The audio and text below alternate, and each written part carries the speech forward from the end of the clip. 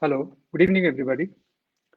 Today we are here with a set of panelists. We are going to discuss on the by-elections. As we all know, due to the sudden side demise of our Honorable MP and Minister of States Railway, Mr. Suresh Angadiji, had left us during the time of COVID. It was a very sad loss to the entire city of Belgavi and the country. We understand, the kind of work that he's done. His contribution is a lot to the city in terms of the Udan 1, 2, 3, the railway station, the upgradation of the city into smart city, plus a lot of road over bridges and a lot of new trains. And we are the second highest, busiest airport in the state too now. Okay, just to give you roles and responsibilities of the MP, we have with us Uday Kinjwadkar who will brief us on that. Hi, good evening, Uday. Hello. Hello, good evening. Yeah, hi, Uday. Uday, could you Am I please tell audible? us? Yes, Uday. The roles and responsibilities of a member of the parliament. Okay, I'm here to tell you about the roles and responsibilities of a member of parliament. This is quite bookish, but this is what knowledge needs to be told to everyone because everyone elects an MP. Everyone is voting should really know what are the roles and responsibilities of a member of parliament. So, Lok Sabha MP on an average represents about 2.2 million people, and he plays a very important role in the federal political system that the country has. The primary role of any member of parliament, who is normally called as an MP, is a legislator. He makes laws. Okay. So, according to Article 111 of the Constitution, any bill becomes an act only passed by both the houses, that is Lok Sabha and the Rajya Sabha, and is assented to by the president. And during this passing of the bill, there has to be a debate, questions, answers, objections, for no's, the ayes, the yes, for or against the bill that is placed there. So this is a very important part of a member of parliament. The principal accountability uh, of the elected representative is to ask questions to the government. Means I have questions about your own constituency, about the country. He has to ask them in the parliament, in the zero hour, in the question hour, and the ministers will respond to them. Also, like Mr. late Suresh Angadiji was a member of the standing committees earlier as well and this term as well. Standing committees also form a strata where they prepare policies, bills are prepared, they are standardized first, and then they go to the parliament. The next is accountability. The Constitution of India has some provisions to make the members of parliament accountable to your constituents. According to Article 102, a MP can be disqualified, and this has happened if he holds an office of profit under the government of India or the state government of India. He can also be Okay. disqualified if he quits the party after he has been elected, as per the 10th schedule. Further, Article 101, if an MP is absent from the meetings of the House for more than 60 days, that's 2 months, without permission, his seat can be declared as vacant. Very important, but this never happened and has never happened according to my knowledge. These provisions do exist, but neither the Constitution nor in the rules of procedure there is something to measure the performance of MPs. You cannot really measure the performance. You can measure everything else. Okay, accountability, all those big words are there in the Constitution, but performance measurement isn't there in the rules of procedure nor in the Constitution. Thus, there is no provision in the minimum number of hours that a MP must spend in Parliament. Okay, many say that he is absent, but there is no rule as such that he should be there for so many basic hours. Like there is an 8-hour work shift. There is no 8-hour work shift for a member of Parliament. Or even the number of questions that he asks, as we told earlier about the questions that he can ask. There are no set that he should ask 2 questions in this session. No. Even if it doesn't ask, it is all right. The MP also has something called as the member of Parliament Local Area Development Fund, where he can use it for various categories that have been allocated, where he can spend those funds. Even he is nominated on the planning by planning boards, planning disciplines by the state legislature. MPs also play a very important part in catalyzing schemes, like the railways, like the Kittur Dharwad line via Kittur. The late Suresh Angadiji was really playing a catalyst because he was trying to work between the government, central government, and the state government, and trying to work out. This was happen. This did not happen in the past so many years, but this time it happened. It has been already sanctioned. So this is a part of what an MP can really do. As elected representatives, they also have the legitimate political authority to engage directly with private and corporate sector for industrial development. So they can approach directly to private companies and ask them to set up their factories here. But this hasn't happened for Belgavi as such. But this is what normally an MP can do. And these are just broad things that are roles and responsibilities of a member of parliament. There are loads of things that a member of parliament can do for the betterment of the city if he wishes to.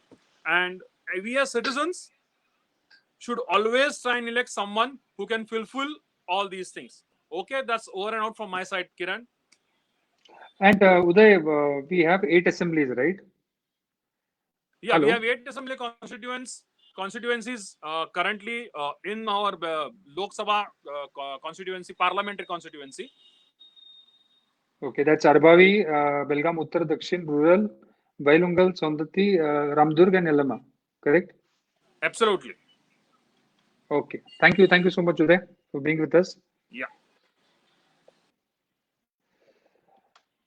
Also, there's one important thing. Now, the polling date is 17th of April 2021. There is some interesting facts that we want to put in. The Congress has won 10 times. That's in 1957, 62, 67, 71, 77, 80, 84, 89, 91, and 1999. The Janata Dal has won once in 1996. The BJP has won 5 times in 1998, 2004, 2009, 2014, and 2019, out of which 4 times is our late Shri Honorable Suresh Angadi ji. And the most important point by which Belgaum became famous was the 1996 general elections, where there were 463 candidates. As of right now, we have around 2 independent candidates, one from NCP, and Congress has already declared the candidate, a very seasoned player, that is Shri Satish Jarkioli ji. Next on the debate, we would like to take Mr. Rajesh Heda. Good evening, Rajesh ji. Hi. Hello. Good evening, Kiran. Good evening, Yes. Kiran, and all the panelists. And thank you for having me here on this discussion regarding the expectation from the MP. Why we are discussing today this topic is because of the untimely and sad exit of our MP Suresh Angadi.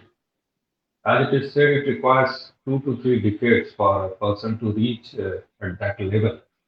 And after reaching to that level, and where we all the Belgamites had a lot of hopes from him, and he actually started delivering on all the things.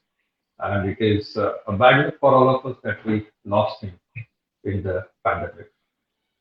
The topic given to me is the infrastructure and the sustainable development. Infrastructure is a very broad term. There are economic infrastructure and social infrastructure, but I'll just try to highlight on few things. For any city or area to grow, we need a better infrastructure. And economic infrastructure, we mean rail, road, and air connectivity. And as far as the Belgaum is geographical location is concerned, we are connected to a border of 3 state area. We are in Karnataka and approaching Maharashtra and Goa. And lately, from last 5 to 10 years, you can see there is good road connectivity which has taken place in the NH4, also Goa connection. But as far as the local Belgavi speaking is concerned, the main 2 things which are required is, one is the bypass road, which is pending due to some reason, but I hope it will be done within a time of a year or 2 years. And there is another important factor is the ring road, which is very recently announced that it will be taken up. And if that ring road project is done, maybe it might take 2 to 3 years that will benefit a particular Belgaum region a lot. Because for any industries or a development to happen, it requires a good road connectivity and especially the ring road connectivity.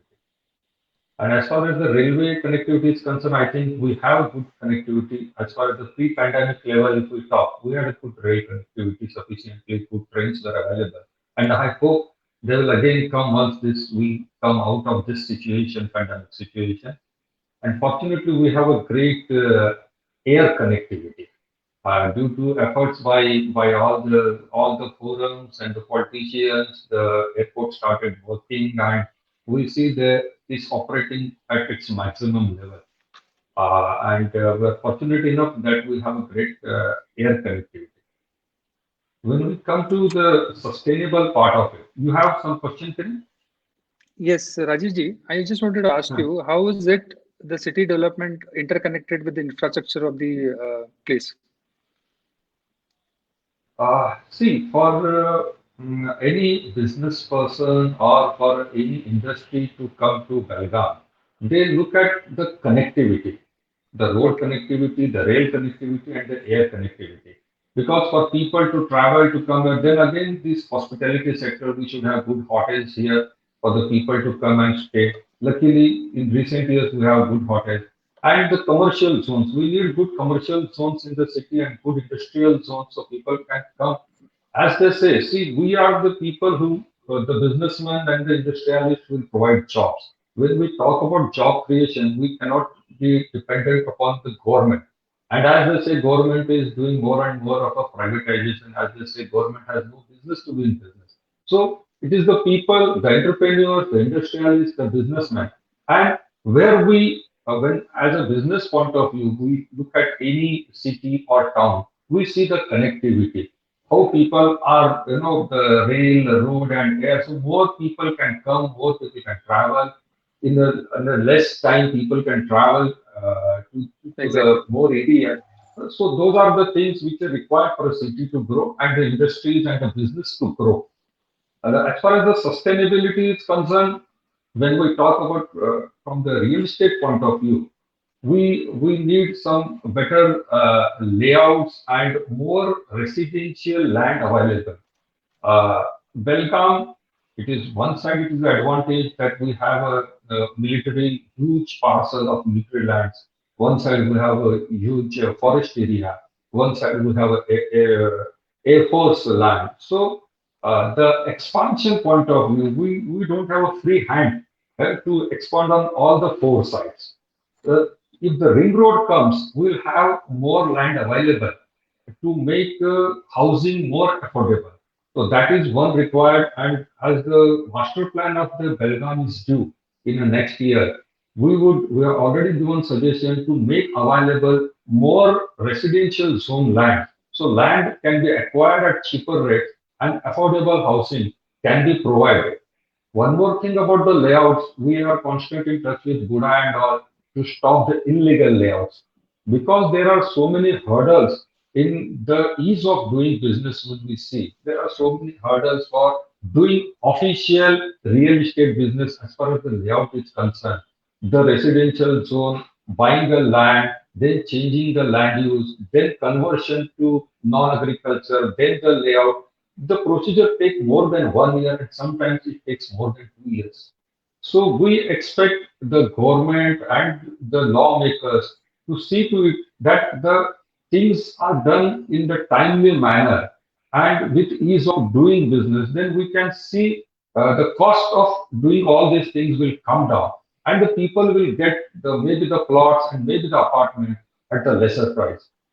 Again, the illegal layout business is there. Then the new master plan, STP, when we talk about the sewage treatment plant, yes, it is coming after a long time. It was sanctioned to the Belgaum and it is there coming up in the Halga. But as far as solid waste management is concerned, I think Belgaum is lacking behind as far as the garbage collection and solid waste management is concerned. We need to look at it in a more approachable manner.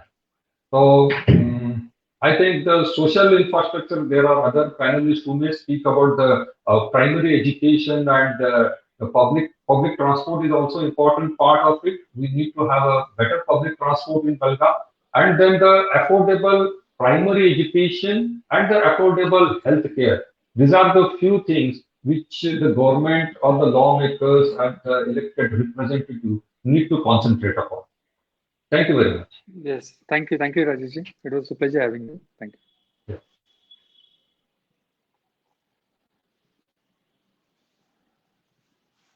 Hello. Now we have Rohan Jolie with us from President Belgaum Chamber of Commerce. Yeah. Hi, Rohan. Hi, good evening, Kiran, Good all the evening, Rohan. panelists, and the viewers of All About Belgaum. First of all, I thank Kiran and Uday for taking this initiative and coming up with a live stream for our Belgavi Lok Sabha by-elections, which are going to be held on 17th. It's really, we appreciate the efforts you people have taken, since it's very much important to know Thank you so the demands of the local public and the other local bodies, associations, those who are always behind the elected representatives to get the work done for their benefits of their sectors. So I am related to industrial sector. I am an industrialist, and I am president of Belgaum District Small Scale Industry Association. We are into industrial this thing, and we were very much behind Sri late Suresh Angadi for the developmental works which were happening, and we were lucky to have, he was a minister of railways, and we have proposed so many list of works to him, and in that were the Kittur Belgavi railway line, which he got sanctioned previously. Actually, in an argument, he when he became the minister, we felicitated from Belgaum Chamber of Commerce and all the associations to Sri Suresh Angadi, and at that time, actually, he denied the project to be happened for Belgavi, because he was not sure that the land will not be available for Belgavi to connect this railway line. But the efforts he took later on, and positively he took that project, and we appreciate his efforts, and it got sanctioned.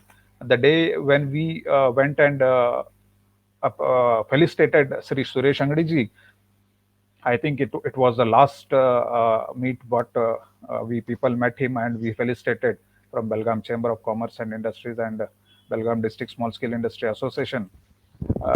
Later on, some bad things happened to our Belgavi.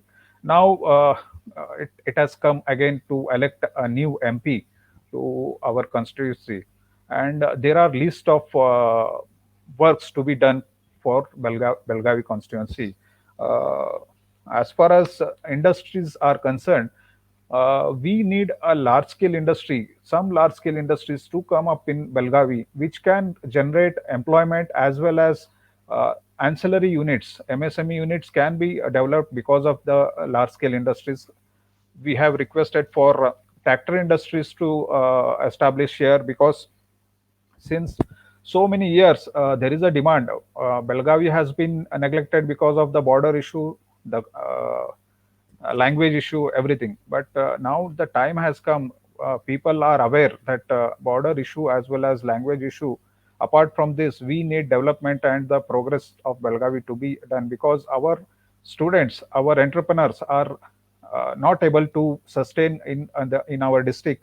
They are unable to continue with the available infrastructure available to this industrial environment. We need a big large scale industry in terms of automobile, tractor industries, or even we need IT industries.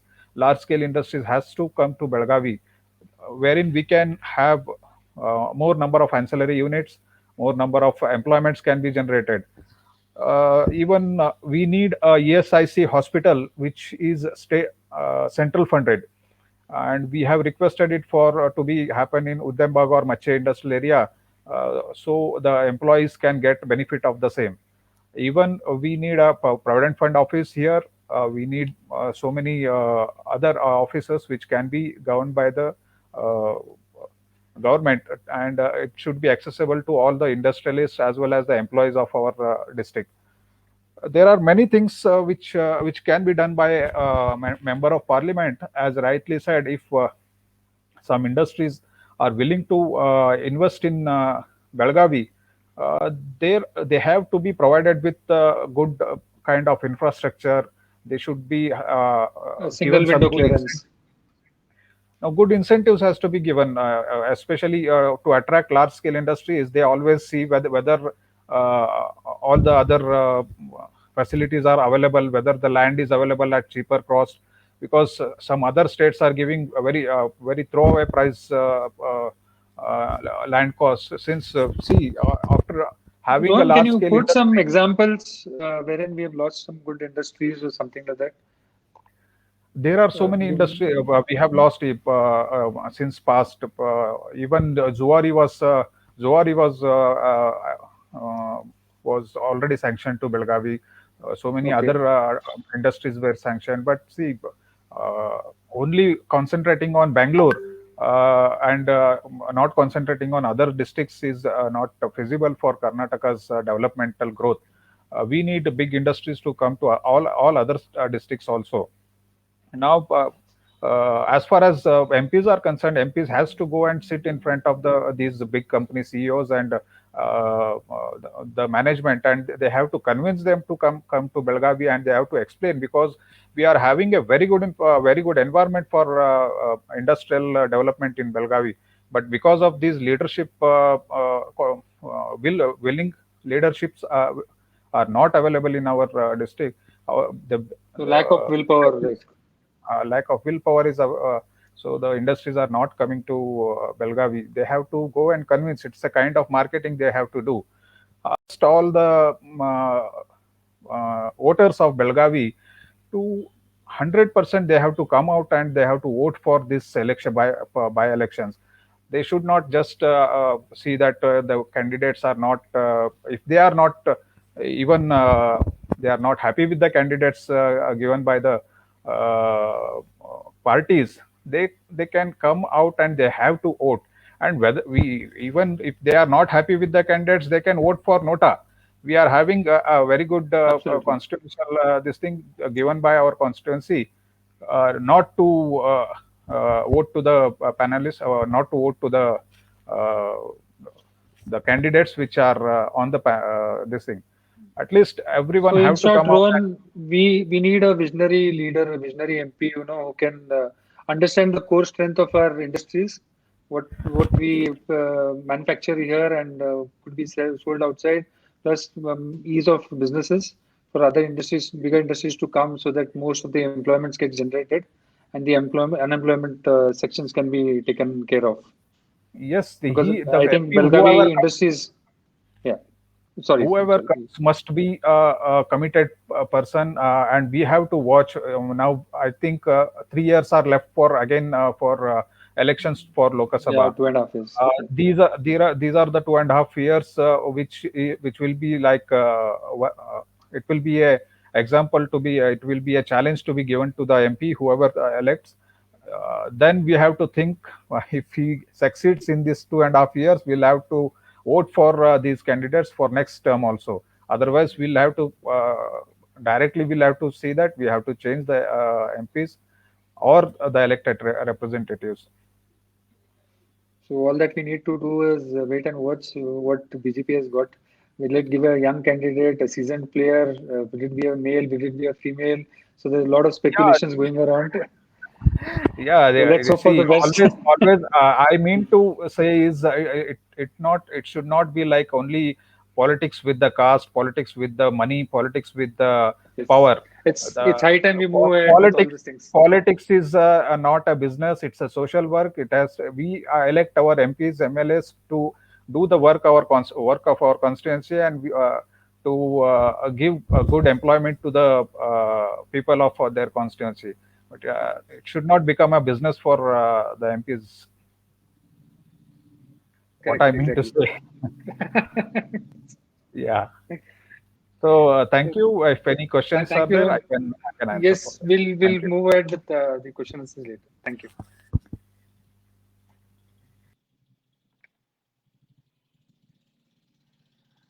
Hi, Ajit. Hello. Hi, Ajit, you're on mute. Yeah. Hi, Kiran. Hi. My name is Ajit Patil. I actually spent quite a bit of time in IT industry and about a decade and a half, and I came back to the city for the city, Okay. hoping I could do something for the city with the skills I had acquired during my career in IT industry. So lot of change since the time I've come here. Starting from the days when I had no internet, when I started my software shop here.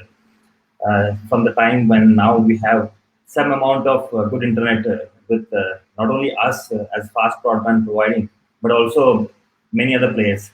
But coming straight to the point and leaving some more time for question and answers. Uh, I mean, from how's IT related directly to the city? What is Yes, that? see, if I take the word smart city, I'm sure not many people will be happy about it. So, No, we don't want to get into that also. but unfortunately, when it comes to a smart city, IT plays a big role apart from infrastructure and other things. But I see that the word smartness is very well tagged with IT, information technology, digitization, and whatnot. So my thoughts and statements will be around information technology and smartness and how we could use this information technology to strengthen the city and make it more livable, and not wait for disasters like pollution issue in Delhi and traffic issues in Bangalore, which is what we actually quit and came back to the city here. So what I feel, the big cities who are having trouble with the pollutions and the traffic did not employ or deploy IT or digitization to the extent required to stay away from these challenges. Now, coming back to what I am expecting or somebody, a citizen, would like to see from the IT perspective is looking at the traffic congestion, which is growing by the day. If you look at, we have been talking about Ring Road, which is going to happen, I guess, very soon. But then, if you see the type of traffic signals we have these days, none of them are smart enough to understand how is the traffic flowing and where is it clogging. Every time there is an MP visit or any VIP visit, everybody suffers, and the Channama Circle being the hotspot, that gets blocked and everything gets rerouted. In fact, nothing gets rerouted. It's the traffic. The people who are driving find their way out and somehow they reach their destination. So See, all of Channama Circle is the only place we have in Belagavi for each and everything in our life, whatever it is, whatever issues. which although I know they get maximum attention doing things there, but then everybody suffers, and we have seen it. If we can actually predict that, and if we know that traffic congestion is going to be there around those days and all, use technology, use things to avoid all of these, to circumvent these issues. That doesn't happen. Apart from a civic thing, you see, we have a lot of IoT things happening in the major cities, metro cities. Now, coming back to things like what we can use information technology to have a better life in the city. If you look at what's happening in Delhi, which is what was the last city where I lived, the pollution is at a level where people can't even breathe. Now, we definitely don't want that to happen to our city here. And we're talking about movement going on to say vaccine depot, and there are so many such green places in the city which we are actually losing. Um, I'm only saying that if there is a possibility, and there are many, to use technology to actually focus and prevent these things from happening before they hit us, we should better do it. Bangalore traffic is so pathetic. Nobody wants to drive there during the peak hours, and slowly we are turning into the same city.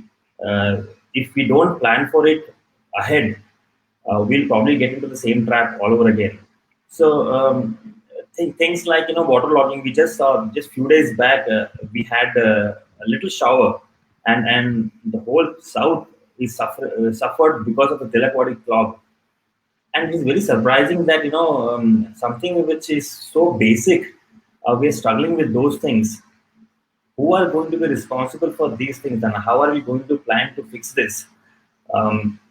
We are not talking about air quality as of now, because thankfully it's still breathable. But then days are not far when we'll start talking about these things, and they'll be the headlines of the news. So these are a few things I would think about when it comes to information technology, traffic management, waterlogging, in fact, law and order and surveillance. We don't have any sort of surveillance. Just few weeks back, we had some cops coming to our houses and making notes of the CCTVs we have put across our houses. Basically, they're trying to depend on the CCTVs installed privately by private people to do law and order, which is actually sort of shameful. With the amount of money government can invest on these things, city surveillance should not be a big deal. But then we see no city surveillance project coming up till date. Law and order has never thought about these things as a actually deterrent to stop crime from happening. Traffic congestion, it's every time there is a road digging happening, nobody's bothered about that. So most of the things I can put across are in and So out. in short, you can say, Ajit, like, you want the IT to be connected well with the command center or maybe the administration center, wherever it Yes. is. So yeah, that's a very good point. I was actually trying to think of something sort of a committee which is formed out of veterans of IT who are directly reporting to the DC, or maybe sitting side by side next to them, recommending them, suggesting them with things can be done to actually ease out the administration, not only to improve the civic life, but also to ease out things like what we did during the COVID time with drone and all for monitoring law and order. There are plenty of such things which can be done just with minimal investment or minimal time. So a small team comprising of the representatives from the government, also from the private bodies who have expertise in these areas, who directly reports to the deputy commissioner, or maybe under the guidance of the chairmanship of the representatives, who basically sort of planning commission or planning committee, who thinks about the city for the city. We as a private people, businessmen, we travel to different cities. We go to all the metro cities outside the country as well. And we see things which can be put in our own city. But who do we talk to about it? And if we talk to about it to the current district administration or anybody in the current scenario, I swear they will make no sense to them. So there's a point to be added in the manifesto of the would-be MP is, please you be an IT friendly guy, whoever you are. Yeah, he doesn't need to be by himself personally, but No, if he IT can, friendly, I mean, not an yeah, IT person, IT friendly, I mean. he must give weightage to digitization, information technology, and all these things. Just not the traditional way of doing politics. Because if you look at the many, I mean, there are the major elections which were won, general election 2014 and all. IT had played a big role in that. Let's not use IT for only Facebook and Twitter and Instagram, which every politician is very good at. But then let's use the same for the city as well, which I hardly see anybody doing. Okay.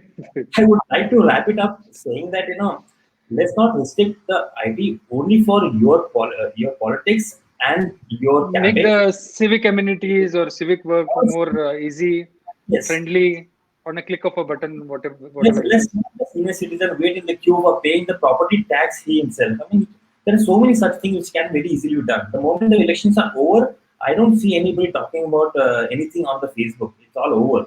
So let's not keep it to only Facebook and Twitter. Let's move on ahead of that and use it for the civic as well.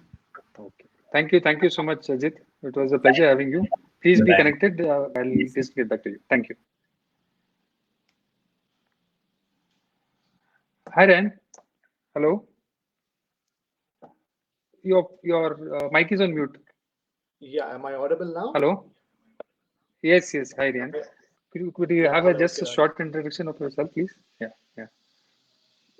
Kiran, first of all, it is exactly 1 year since all the COVID and the lockdown mayhem began in India. So I'd like to begin with a moment of silence for all the departed souls who lost their lives to COVID. And unfortunately, it also had to be our Minister of State, Shri Suresh Angadi ji. So can we all just have one moment of silence to mark our respects and prayers for them? Sure.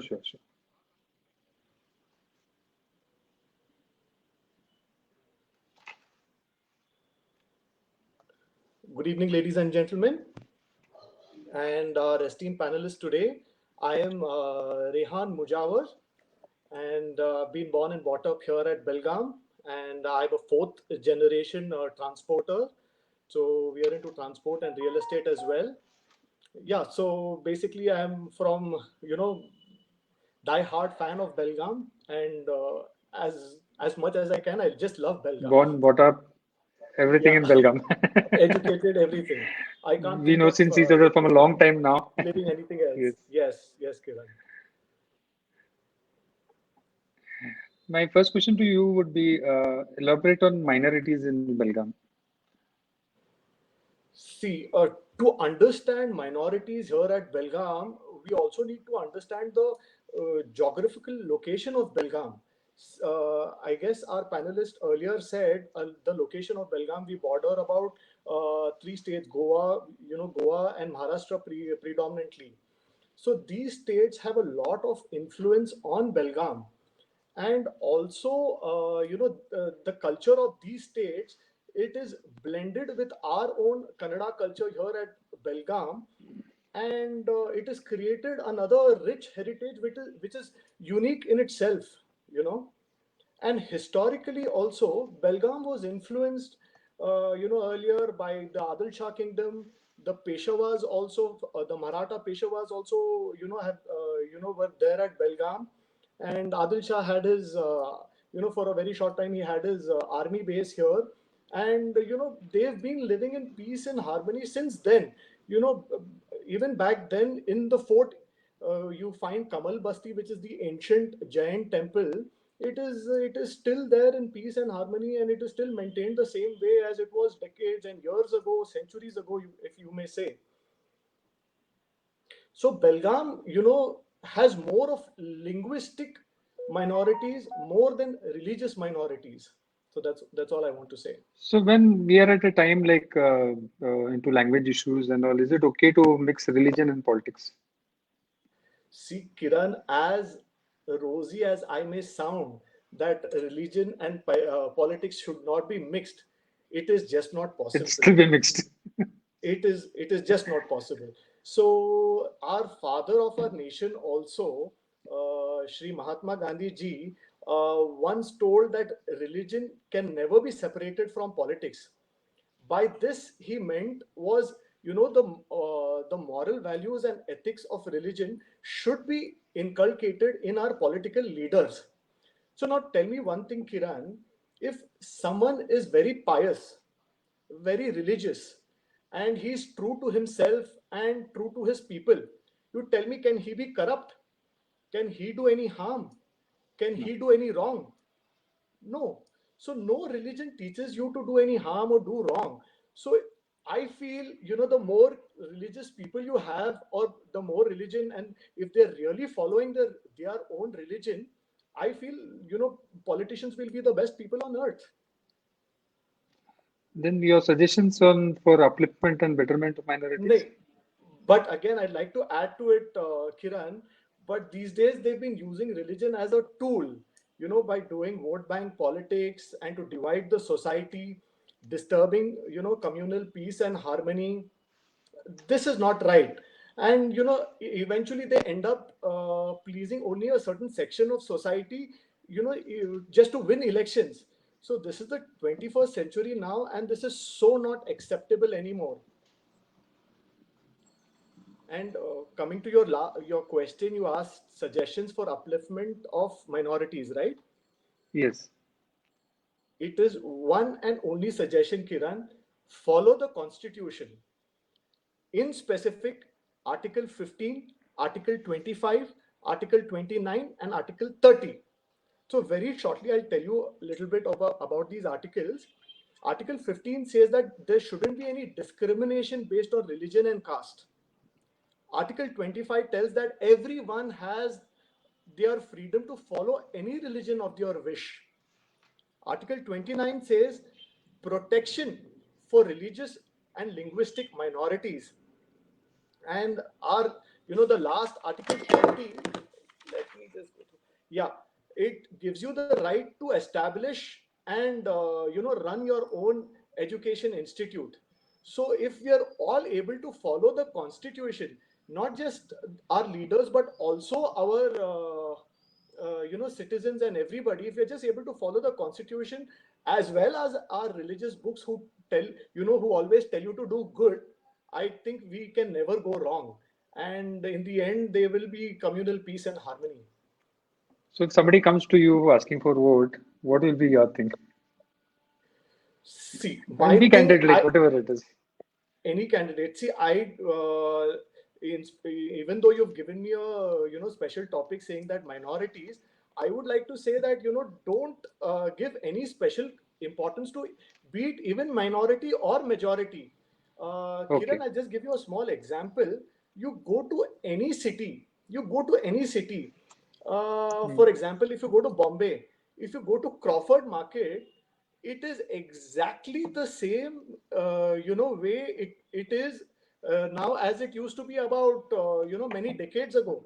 So there is absolutely no development. And even in Belgaum, if you see certain areas like, your Gandhinagar and certain areas which lack basic even hygiene and everything.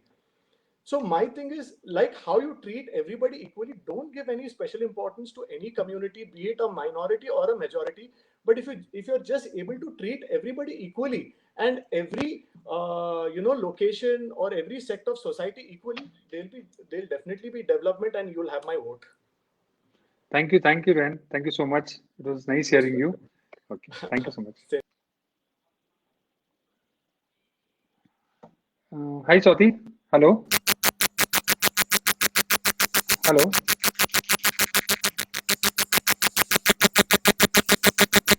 Hello.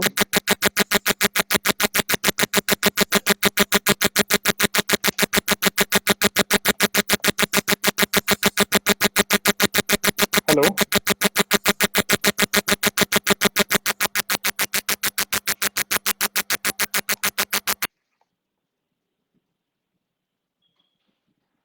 Hello. Ashutosh? Yes, Hello. yes. Hi, Ashutosh. Hi, good evening. Hi, Ashutosh David. How are you? I'm good. How It's are you doing, Kiran? it's so nice to have you on All About Belgaum. Thank you for It's having been after me. a long time.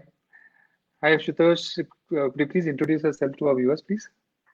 All right. My name is Ashutosh David, and I'm a teacher by passion, and we are a part of an institution called Trinity College here in Belgaum. Okay. So, may I begin? Yes, Ashutosh, I wanted your views on the current scenario on education, how education is taking place in Belgavi, because Belgavi has always been known for a lot of colleges, be it medical engineering, now a lot of MBA, BBA colleges have come up. So we have a lot of True. students. We are getting ready, and unfortunately, we have to send them to Mumbai, Pune, Bangalore, and Chennai, and places like those. True. What happens with the education? Like, suddenly children have to move from here. Firstly, let me begin by paying my Shraddhanjali to late Suresh Angriji. And thank you, Kiran and Uday, for having me here. And also my regards to all the other panelists. Now, to coming to answer your question, it has not happened now. It's been there since a long time. People moving out or migrating, as a concept, as we say in geography, where they move from a smaller city or town to a larger city, and the reasons are very simple. One is exposure. Number two is opportunities. So when I say opportunities, it is new courses, new ways of looking at things, and then at the end, most importantly, jobs, availability of jobs. Okay, and this is the reason why it is there. But at the end, let me also say, and I think all the panelists would agree that we in Belgaum have been very. We should be proud that we have 4 universities here, so including the private universities that we talk about, and this brings a lot of students, not only from the local, when I say Belgaum and around, but also from different states, and now proudly saying from different countries. So in that sense, the kind of exposure that Belgaum has seen is definitely improving, and this is something which is positive. So that's what I think. And with regards to people moving from one place to another, it's very simple, Kiran. Find out the reasons why people are moving out and bring those reasons back to Belgaum, so they will not find a reason to move out. What sector of education you are seeing, like, they migrate out of Belgaum actually? Okay, definitely it's see, a couple of years ago, people used to move out for graduation, and mostly post graduation. Okay, post Okay. graduation was like the 70% and above. But in the recent times, I've also seen that parents are also sending children out of Belgaum for schooling. Now, this is something Yeah, which we that's the new never. trend which has come up. Yes, and let me tell you that a lot of these big names that we know of, the reason why these schools are going out today, I understand that they are considering Belgaum as an option to come and set up their institution. So that is something positive, and that is something good that we should know. Yeah, the most residential schools are coming up over here. Even we have Yes, heard. residential, and also it is about new methods and new ways of learning. And when I say this new methods and new ways of learning, this has just been a trend of how people have started saying it. Let me tell you that what we talk about as new trends that a lot of institutions speak about now is something that we learned in school. You and I learned in school when with our core values, the Montessori system, or the American way Exactly. of education system, which we talk about now, that formal education begins only after age of 6. When I say formal, it's you teach the children to read and maybe start holding the pencil. Okay, 7, 8, or maybe things like that. So of course things things are changing, and I hope definitely this brings a lot of positive uh, thing in the education sector here in Belgaum. What would you like the coming up a new MP to be added, like, in Yeah, his manifesto? yes, very interesting name that you have put in, Kiran. Manifesting the manifesto. Yeah, very interesting. And I think what you are doing. Uh, Possibly, MP should consider doing this, interacting with people, or the public. Anyway, good. I hope they all Don't these tell me people to are. contest now. You can. There's no harm. Thank you, thank you. Everybody knows you in Belgaum, or you know everybody in Belgaum, so you're fit. I'm You're happy the eligible. way I am with you all. Right. There's a couple of things that I would like to share. Um, First one is understanding Belgaum. Uh, See, Belgaum, we talk only when we say about Belgaum. It ends with Mantesh Nagar, and here it ends with maybe the end of Piranwadi, or Mache, or maybe even Khanapur Road, and maybe Tilakwadi, Angod, and things like that. Belgaum is much more than that. We need to understand that there is a urban Belgaum which we live in, and there is a rural Belgaum. So when we talk about Belgavi, let me use that word, Belgavi, we need to talk also about these places which are around. And it's not Correct. only the city limits that we confine our way of looking at it only to the city limits. No, when we talk about Belgaum, we talk about Belgaum, Belgavi district. So specifically with regards to education, let me tell you, we are very strategically placed, as Rohanji said, and this is an advantage. when we look at Belgavi as in terms of the location, where we are connected to 3 states, and definitely these 3 states bring in much more ease of people moving through Belgaum to different places. So that is an opportunity, which possible candidates should definitely consider this as an opportunity and see how this opportunity should be tapped in. Number two is the education infrastructure. Okay, Rajesh ji very well explained the infrastructure and how it is through a construction point of view or a development point of view in the city. My focus would be on, when I say education infrastructure, it is the soft infrastructure. It is not the physical infrastructure that we are only talking about. It's the soft infrastructure. When I say that, it is the skill development programs. Like the government has a very good skill development program, but when it comes to not only soft skills, but I would also add the technical skills in that. Technical Okay, skills. Yeah, the short-term certificate skills, which are basically job-oriented and so on and so forth. Now, what is happening there is I've seen a lot of courses being run just because they need to add the numbers. What is important to understand is what is the result, what is the outcome.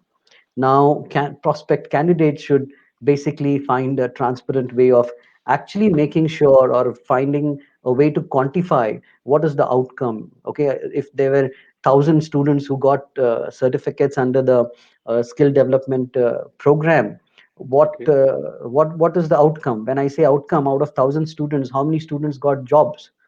That measurement is something where we need to really measure our success comes by the results what we do. The third thing is also I'd like to add that there are a lot of schemes like financial aid schemes for the poor and for the needy, or maybe financially not very sound. There are a lot of schemes in terms of education also, okay, which are not being, the awareness is very less. So awareness is something that one needs to create as a leader among among the public. So awareness of schemes. I heard a lot of people in terms of the industry also speak about the support that are there. A lot of schemes for the industry is also there, but how many of them know it, and how many of them apply for it? So that is something that I'm specific to education I'm talking about. So a lot of these programs are there in black and white, but it has to be translated, and it's about the awareness value that we are talking about. That's what Ajit was also telling, Yeah. There's a lot of IT infrastructure that is also required along with the government, Yeah. so that these things can be compiled and the right data can be had. Very right. Everybody. And today there are systems in place. Ajit would definitely agree with the way we are going ahead with e-governance. There are systems in place. The point here is how best are we making use of this IT infrastructure that we have. So that is one. The fifth thing is, you asked me rightly, why are people going out and things like that. So as we know that industries need to come in to Belgaum. So when we are educating more people, we also need to provide opportunities for employment. If we do only educate people and do not provide opportunities for employment, it is very simple that they will move out. All right. So in that context, encouragement for industries, small scale industries, export oriented industries. There are a lot of small industries, like Rohanji said, that there is definitely a need for a large industry to come in, and I would definitely agree with him. The reason being, one large industry one large industry will bring in a lot of small ancillary industries along, so that creates a lot of employment. So creation of employment is one aspect that our future MP should definitely look at, because it's not only the supply, it's not only the creating the demand, but it's also supplying to meet that kind of a demand. So you need to take care of both the sides. There is one Because specific thing. The point. in Kuwait also Yeah. we understood very rightly, as you said. I mean, a lot of people, children are there, staying here and there and abroad, and parents are living here. So it becomes actually very difficult for them to also because the one side That's there's a very job and they can't leave and come, and one side there's parents also, which they can't ignore also. But this pandemic has taught a lot in regards to Yeah, that yeah. also. It is taught us the real value of life. That is the basics of life. Okay, the basics of life being roti, kapda, and makan. So as long as you have that, first one is roti, then comes the rest. But anyway, coming to back to the point, one more important thing that I would like to emphasize here Yeah, please. is since the last couple of years, you are also from a uh, excellent alma mater. Appointment of teachers have not happened since many years. If you see the teachers who taught us are all retired and gone, but there is no new appointments. The schools today, or even colleges, aided colleges, they are working with part-time lecturers or maybe contract teachers. So there is a huge opportunity when government says, providing employment. If you open up or make a list of the openings that are available in schools, I'm sure that's a very large number. So that is something that the MP, the future leaders should definitely So a look proper into. SWOT analysis is also needed in education sector. Exactly. So primary and secondary, there is a huge need of teachers, and that is something that has to be taken care of. And the last thing I would like to emphasize on with the new education policy that is coming in, it is actually expanded the horizon of the need of good teachers, right? Okay. Trained teachers, and there is definitely, let me tell you, the whole education, the way of how we looked at education is going to see a new outlook altogether. And children with different skills today, I mean, in the near future, you will see that they're not only doing one thing.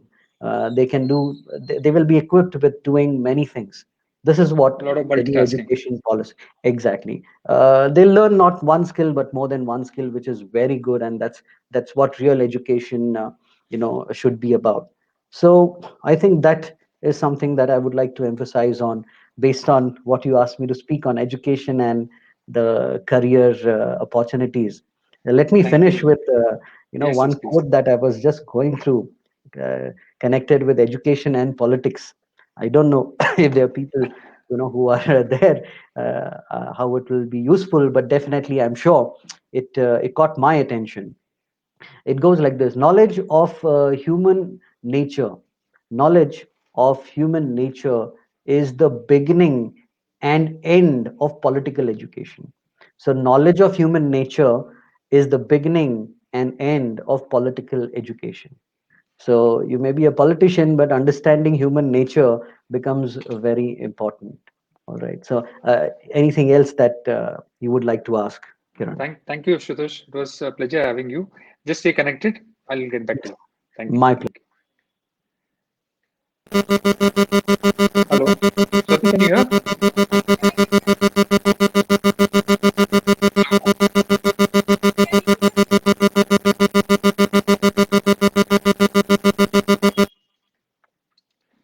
There's some problem with Swati's audio. We'll just get back to her. Meanwhile, I would like to add everybody back here. Hi, guys. Hello. Hello. Yes. Yes. It was a pleasure having you all on this broadcast, and I hope somebody makes a note of it. The would-be MP, what is required, and what is the Belgavi urban public voters looking for. Is there anybody who wants to say anything before we leave? Yeah, Yeah, I'd like Ryan. to make some Yeah. closing comments. Yes, yes, Ryan. Yeah. Kiran, first of all, congratulations. Your online platform has been great so far. Your what do you say, fearless journalism. It is unmatched by any other form of media, be it newspaper or any other news channel. And All About Belgaum has earned that credibility now at Belgaum. Whatever you post is genuine, and whatever local issues are there, you always take up a stand for that. First of all, congratulations for that. All And credit goes to Kiran, one Uday. last thing. Ji, ji. One last Yes, thing, yes, see, Ryan. through your channel, I just want to say that, these upcoming elections are at a time when we are going through a pandemic. It is still not over. The cases are on an all-time high right now. So my only appeal to everyone is please get vaccinated. Those who are eligible, please get vaccinated. And secondly, if you're part of any political activity like rallies, or if you're campaigning door to door, please maintain social distancing, wear a mask, and all the best to all the probable candidates. Thank you. Thank you so much, Ryan. Anybody else? Yes, Kiran. Yeah, yeah. Yes, sir. Go ahead. Yeah, just I want to end it up with telling few things like this should be a clear and fair elections which is going to happen. Uh, uh, People should not be fooled, and people should not get into this political this thing. We need clear and fair elections which should be related only for the development of the city, the country, wherein we are just discussing only about the make in India, make in Belgavi, everything, but nothing is happening in that terms. We need to have good leaders, promising leaders who will be proving in coming days that we are able to compete with China and other countries also. It should start with the politics of whatever casteism, languageism, and the power of money should end up, and a good candidate should be selected. A fair and promising candidate should be selected by the people of our Belgavi, and should have a good leader who can really work for the betterment of the city. I request all the people of Belgavi to vote 100% once again and elect for a person who doesn't only go behind who should not be behind the money, and he should be promising, and he should come up with big large scale industries for Belgavi, and he should create employment for the students and for the entrepreneurs of the Belgavi. Thank you, One Kiran. question for you, 1 minute. Swati Rakesh Guvankar. 3 universities, rich human resource, still educated youth migrate to Bangalore, Pune, Mumbai. City has gifted climate, well connected by rail, road, air. Why not create more industries, more jobs? Yeah, as I said at the beginning only, we don't have promising leaders and the willpower of bringing up all these industries. Previously, our MPs used to tell us whenever we go and meet them, they used to tell us, "You only have to become you only have to become a Birla, you only have to become Tata, and we need not to have large scale industries." Such kind of scenario was there previously, but I think everyone cannot become Tata or Birla. At least we can follow them. We can, if some Tata or some Birla can come, we can have big ancillary units, and out of those ancillary units, we can become a large scale industry. Unless a big industry comes in Belgavi, push should be there. It's a small push, because we are having very good culture in Belgavi. We are having good employees, the talented employees, and we are having foundry industries, hydraulic industries. We need some tractor industries, some automobile industries, which should come to Belgavi. And even see, all the industries are in Maharashtra, as well as we are totally dependent on Maharashtra. We are supplying to Pune. All the big industries are in Pune, even in Chennai, Coimbatore. We are depending on other states. Why not we depend on our state? We should start thinking of development of our state also, by having good leaders, by promising leaders, and they should work only for the development of the city. They have to come out of these all other casteism politics and all other language politics, and I request them to have good development. All the people of Belgavi are very good, very supportive. They will definitely cooperate with these politicians, and definitely, if we get a leader who is promising, we can definitely have very good future for Belgavi. Thank you, Rohan. I have a question each for everybody. Just hold on for a moment, please. Manjunath, hi. Manjunath, we had Dr. Sashikant Kulgod on a panel, but unfortunately, due to some internet issue, he couldn't join the broadcast. And similarly, we had Swati Jog also with us, but due to some technical error, she couldn't join us. She was here to speak on women and women empowerment and how the women section would like to add up into the manifesto. We were extremely sorry for not getting them, and thank you. We'll try and do a next session with them also. Thank you. Yeah. What is the one thing that must be there in the manifesto? Each one of you, if we all could start.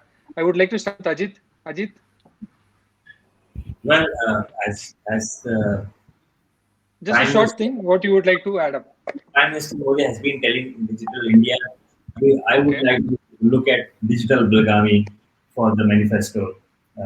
We don't have to suffer through everything we want to do for civics or one window clearance and everything. Basically, we want to have e-governance actually happening on the field, not on the books.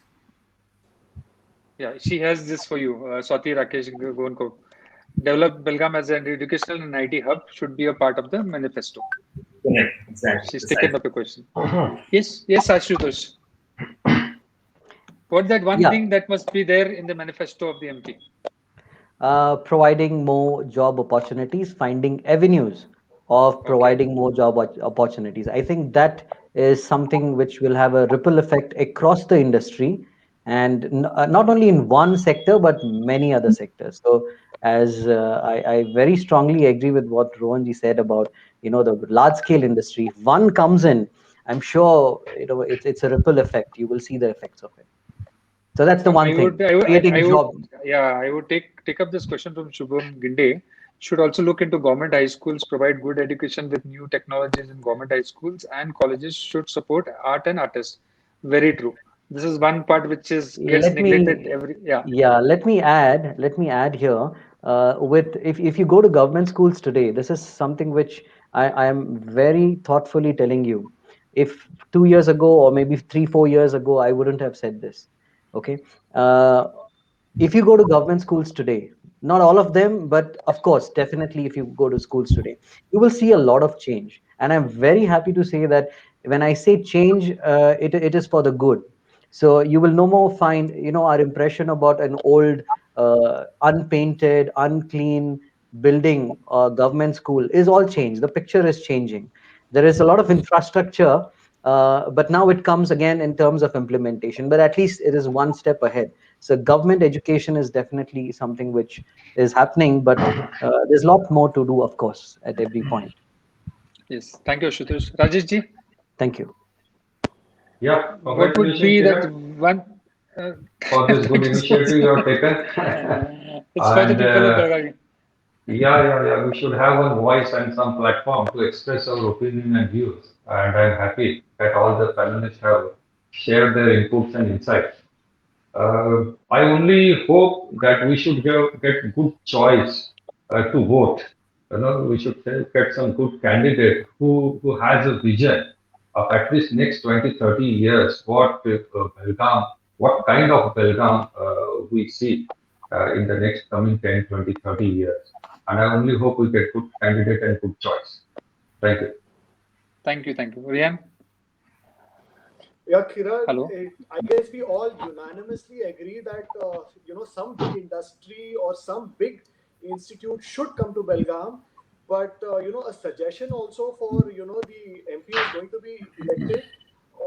He should be clever enough to win the elections, like how usually the elections are won.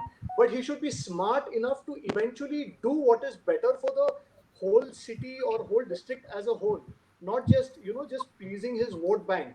So job creation. It could be he or she also. He or she, exactly. Yeah. So once any big industry is here, everything else will follow. And unlike other cities, Belgaum is very, our foundation is very strong. We have a rich, history of industrialization here and at Belgaum. So if anything new also comes up, I'm sure it will do extremely well. And another thing is Belgaum is, the biggest district in Karnataka. So our representatives need to have a stronger voice when they are, there in the parliament, and they should just carry forward everybody's views. But unlike our neighbors, without naming them, of course, our neighbors like Hubli and all, they have a very strong political lobby. Eventually, everything ends up over there, and only the peripheral, things which are not that important end up here at Belgaum. So yeah, again. So we need an MP who's going to go along, get along with all the MLAs and all the political powers over here, and be one. He should take everybody together along and to be work for really, these. to be really honest, I'm sure, Kiran, you have visited the parliament or the local assembly here. All the MPs, MLAs, irrespective of the parties, they are all they are actually walking with arms like that. And the moment the camera is pointed, they maintain the distance. I am being really honest. I'm being very blunt. And Chandama Circle is a place where everybody gets divided. Exactly. And certain MPs and MLAs have that kind of an understanding. They even text each other saying that today I'm going to talk this about you, and you can reply saying this. This is the level of understanding over there. So you're talking about MPs and MLAs being one. They are already one. Okay, good. Rohan? Yeah. What's that one thing you would like to add up in the manifesto? One thing is what we need is a big industry, large scale industry we require, even into automobile sector as well as into IT sector. We need two big industries in Belgavi, which has to be promised by the upcoming MP, and he has to fulfill it within 2.5 years, I believe. Because it's a high time now. We are demanding this from since so many years, and we are not getting anything for Belgavi. We need a large-scale industry here. Yes. So unanimously, everybody says a large-scale industry, a big institute should come here. There should be more employment opportunities. IT sector should come here. The administration should be more IT friendly, and a lot of things. They will definitely rewind it and summarize all the thing. I'm sure about it. So he'll come up with a good post about it. And thank you, everybody. It was so beautiful and nice to have you all on the panel. Till the elections, we'll keep having such good, healthy discussions. And we'll see to it, we work together towards our city. And let's hope Belgavi votes 100% and decides on his, her MP, whatever it is. Thank you so much. Thank you, everybody. Thank you. Thank you. Thank you. Thank you so much. Thank you, Namaste. Thank you very much. Thank you, Kiran. Thank you.